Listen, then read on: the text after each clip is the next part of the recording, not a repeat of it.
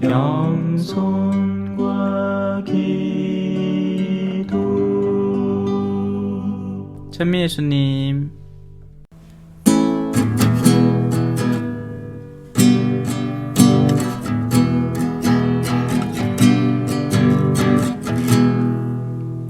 주님의 빛 땅을 채우네. 주님 영광 사랑의 영 마음 태우는 불.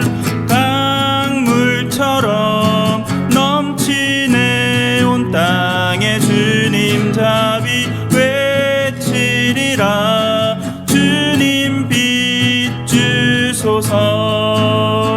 주님 사랑 빛나시니 어두운 밤 밝히시네. 주님 비추소서. 말씀의 빛 진리로 우리를 자유케 하소서. 사랑의 용 사의 주님. 주님의 빛 땅을 채우네. 주님 영광 사랑의 영 마음 태우는 불. 강물처럼 넘치네 온 땅에. 주님 자비 외치리라. 주님 빛 주소서.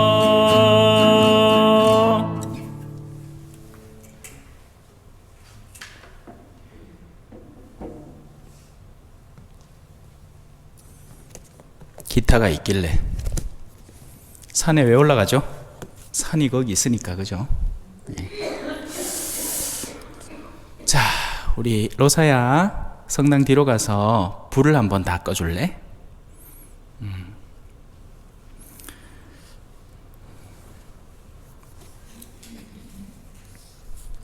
다 몽창 다 꺼버려. 앞에 불도 꺼주세요.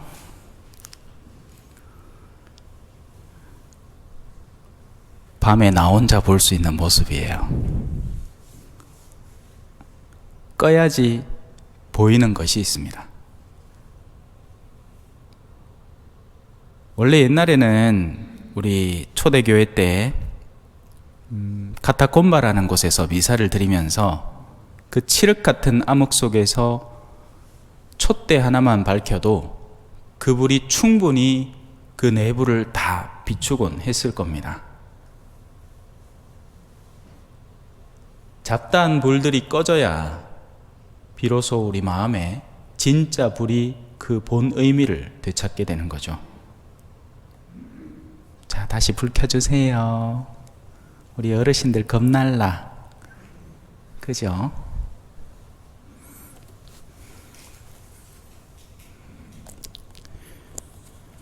성경이 말하는 빛은 세상 안에서 휘황찬란한 빛들이 아닙니다. 그걸 찾으러 성당에 오면 방향을 너무나 잘못 잡은 거예요. 세상은 우리에게 성공하라고, 남들을 짓밟아 이기라고, 그 위에 올라서라고, 더 많이 가지라고, 그렇게 해서 다른 이들이 너를 칭송하게 만들라고 가르칩니다. 하지만 사실상 성당은, 교회는 전혀 다른 빛을 우리에게 드러내면서 이 빛을 찾으라고, 이 빛을 따라가라고 가르치는 겁니다. 이사야서는 이렇게 우리에게 이야기합니다. 예루살렘아 일어나 비추어라. 너의 빛이 왔다. 주님의 영광이 내 위에 떠올랐다. 세상의 영광은 누구나 다 아는 영광입니다. 저 오늘 점심 먹고 또 나오는데 눈에 한번 또 쓱 들어오는 현수막이 있죠. 누구 서울대 합격. 들어간다고 고생하는 건 맞았을 거예요. 하지만 지금 저 위에서, 정치권에서, 또 세상 각 곳의 주요 자리에서 사람들에게 더한 고충을 안겨주는 이들은 다름 아닌 서울대 출신들이 있습니다. 공부를 잘한다고 마음이 양선해지는 게 아니에요. 돈을 많이 번다고 착해지지 않습니다. 오히려 반대죠.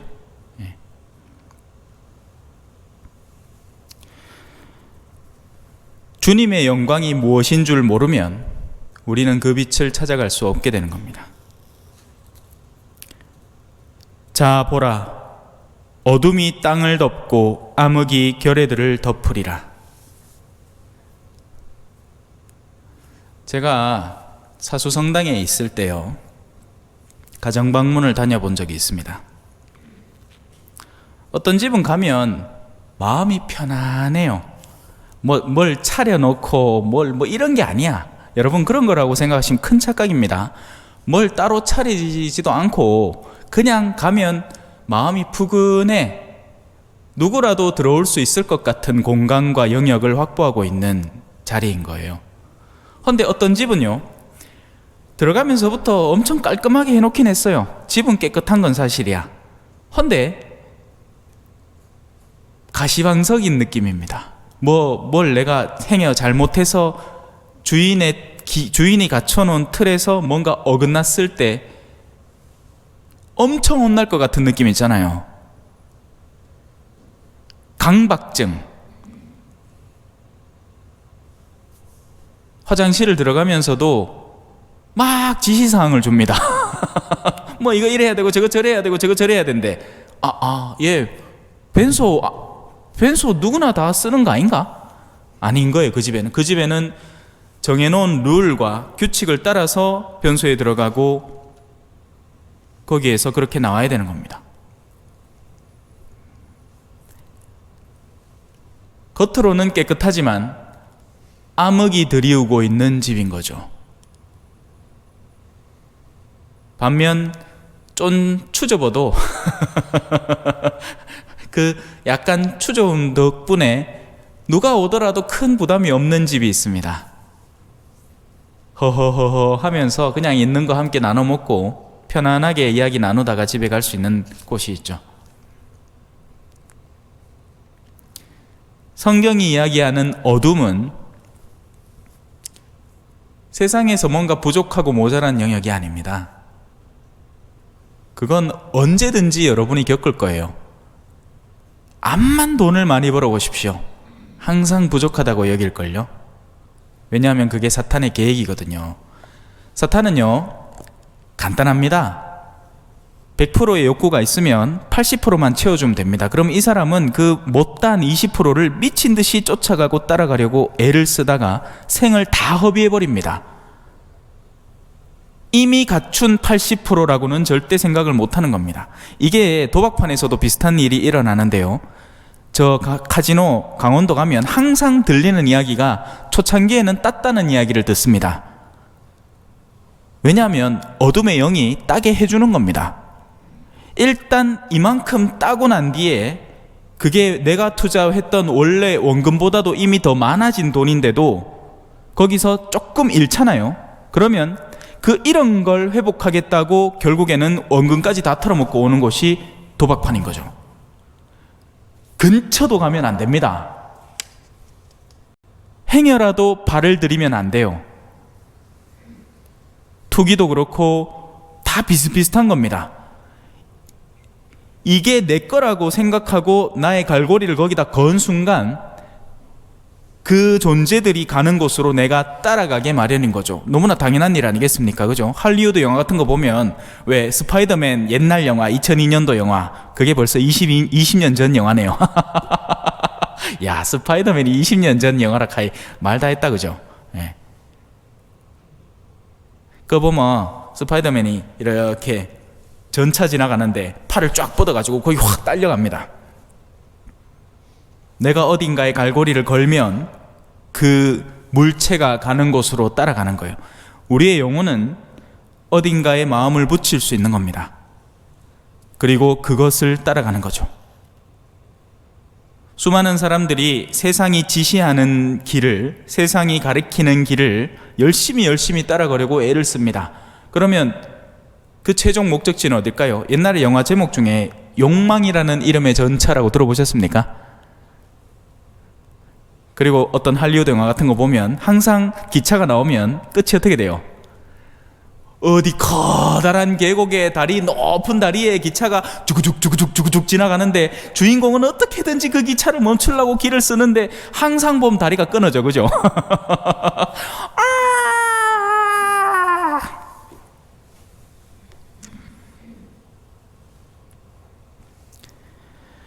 육체의 욕망을 뒤따르는 사람들은 멸망의 여정을 걷는 겁니다. 결코 세상에는 온전한 만족이란 존재하지 않는 거예요. 대리가 되고 나면 과장이 돼야 되고, 과장이 되고 나면 부장이 되어야 되고, 부장이 되고 나면 상무이사가 되어야죠. 어떻게 멈춥니까? 누가 멈춰줄 거예요, 그 여정을? 우리 스스로 못 멈추니까 하느님께서 어느 순간 멈춰주십니다. 그런데 문제는 뭘까요? 몸은 멈춰버렸는데 마음은 아직 안 멈춘 거예요. 제 요 앞에 초전중앙의료원 이래 지나가는데 겉에 써놓은 글이 눈에 들어옵니다. 뭐 잡티 제거, 뭐 검버섯 제거, 왜 써붙여놨겠어요? 여러분, 광고는 누구를 위한 겁니까? 그 주변을 보고 거기에 끌려들 만한 사람들을 목적으로 거기다 적어놓은 겁니다. 무슨 말이에요? 늙고 싶지 않다는 겁니다. 죽으라고 10년이라도 더 젊어 보려고 애를 쓰는 거죠. 그런 이야기를 들으면서 마음 흐뭇해하고 싶어 하는 겁니다. 근데 너무 재밌지 않나요? 70에서 10년 젊어봐야 60인데 그래도 내보다 나이 많은데 그런다고 20대가 되지는 않을 거잖아요. 참 재밌는 게 어릴 때는 크고 싶어하고, 그죠? 커서는 젊어지고 싶어 합니다. 우리 친구들, 우리 학생들, 여러분은 지금 꽃 피우는 시기예요. 여러분의 젊음과 열정을 그에 합당한 대우를 해줘야 돼요. 애 늙은이처럼 살아가지 마세요. 실수할 수도 있어요. 죄 짓는 것만 아니면 이것도 시도해 볼 수 있고 저것도 시도해 볼 수 있습니다. 그리고 젊을 때 사랑을 해야 돼요. 젊음은 사랑의 소진대라고 그 젊음과 열정이 있는 겁니다. 쉽지 않죠, 그죠? 어제 누구를 왜 만나노? 모르겠어요. 저는 그러니까 남녀공학도 아니었고 경신고등학교라 해갖고 시커먼 남자들만 있는 고등학교에, 중학교도 능인중학교라고 남자 중학교에, 그런데도 왜 하든동 이 학교 축제 같은 거 하면 옆에 여고에서 막 놀러 오면 어떻게든지 한번 잘 비갖고 한번 엮기 몰랐고 애를 썼던 기억이 생생한데, 요즘은 남녀공학인데도 뭐 별 그런 게 없는 것 같아. 그러고 심지어는 이 세상의 흐름은 가장 핵심적인 차원을 공격하는 거죠. 그게 뭘까요? 남자와 여자가 서로를 증오하게 만드는 겁니다. 이게 오늘날 젊은 세대 안에서 일어나고 있어요. 이게 제가 그냥 헛된 이야기 하는 게 아니라 실제 그런 고등학교를 다니는 친구들의 증언에 의한 겁니다. 한동안 젠더 이슈가 엄청 문제가 되고 뭐 페미니즘 문제가 대두가 되면서 아이들이 미친 듯이 서로 싸우고 있는 겁니다. 에너지를 거기다 소진하는 거예요. 서로 사랑하고 애가 달아갖고 못 사는 그런 체험들을 어렸을 때 해봐야 되는데 서로 미워하고 증오하는 데 진을 다 쏟고 있는 거죠. 그러는 통에 어둠이 들이오는 겁니다.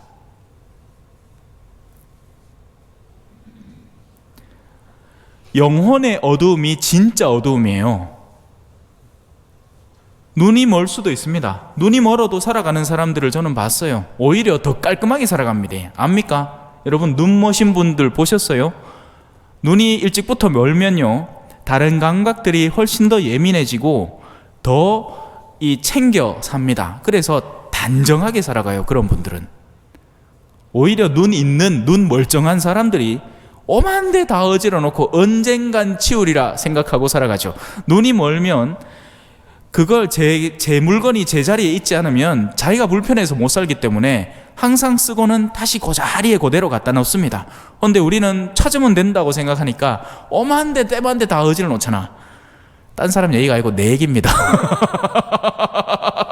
내 방 가면 개꼴이다. 실제 개도 있고, 뭐 좀 바닥에 놔두면 금방 멀어 제끼고, 막 책 하나 놔두면 책을 막 씹어 먹는다. 책은 마음의 양식인데 간은 위의 양식이 돼버렸어요.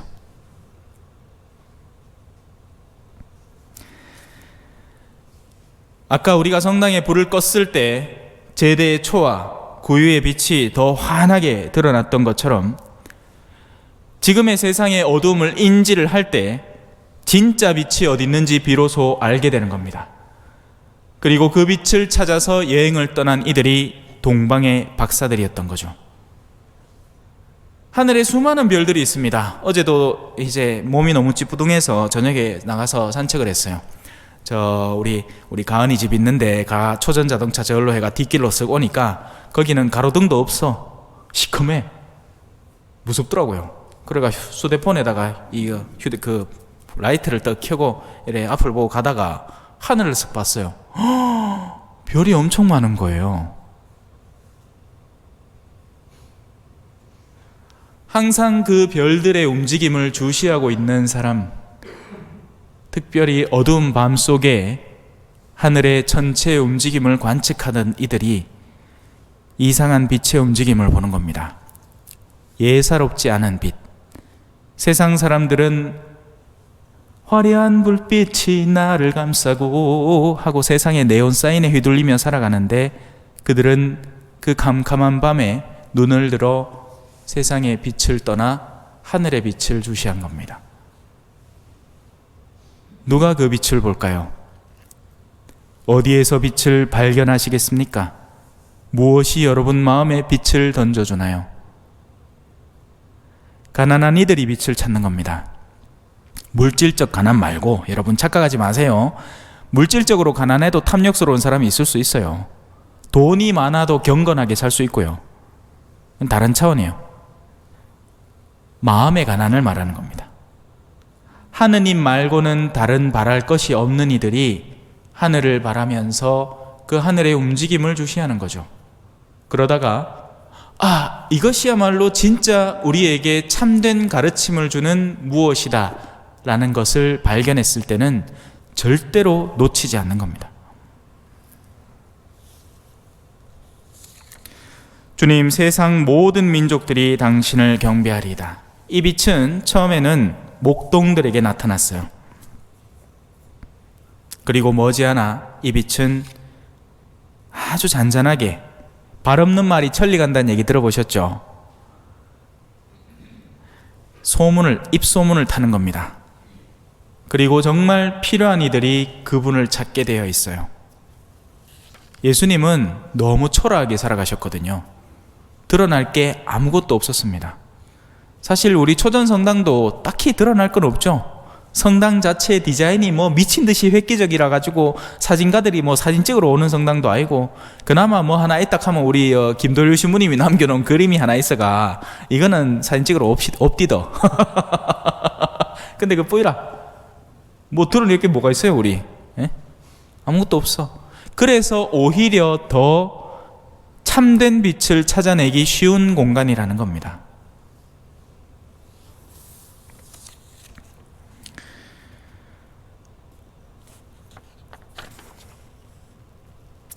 그는 하소연하는 불쌍한 이를, 도와줄 사람 없는 가련한 이를 구원하나이다. 약한 이, 불쌍한 이에게 동정을 베풀고 불쌍한 이들의 목숨을 살려주나이다. 모쪼록 여러분들이 빛을 찾았으면 좋겠습니다. 근데 그 빛을 찾으려면 먼저 우리가 이런 이들이 되어야 돼요. 하느님, 왜 이렇게 세상이 어둡나요? 우리에게 빛을 드러내소서. 내가 그 빛을 보는 순간 내 나라의 모든 것을 버리고 그 빛을 따라 왕을 찾아 나서겠나이다. 동방의 세 박사들은 황금과 유향과 몰약이라는 걸 줬습니다. 황금이라는 건 왕을 상징적으로 드러내는 수단이고요. 유향이라는 건 사제가 원래 오늘도 향을 쳐야 맞지만 복사분들이 너무 힘드니까 대축일만 치고 오늘 하지 말라 했어요. 향은 사제를 위한 영역입니다. 몰약은 사람이 죽었을 때 발라주는 거예요. 예언자는 죽음을 각오하고 말씀을 전하기에 예언자를 위한 훌륭한 수단인 거죠. 그래서 예수님이야말로 진정한 임금님이십니다. 예수님이야말로 진정한 사제이십니다. 예수님이야말로 진정한 말씀의 선포자 예언자이십니다. 라는 상징적인 행동인 겁니다. 오늘 여러분들은 이 주님 공연 대축일에 이 성당에 찾아오셨습니다. 하지만 과연 우리의 마음속은 아기의 모습으로 오신 예수님을 끌어안으려고 하는 것인지, 아니면 다른 뭔가가 마음속에 목적하는 바가 있는지 한번 잘 성찰해 보셨으면 좋겠습니다. 아멘. 찬미 예수님, 겸손과 기도.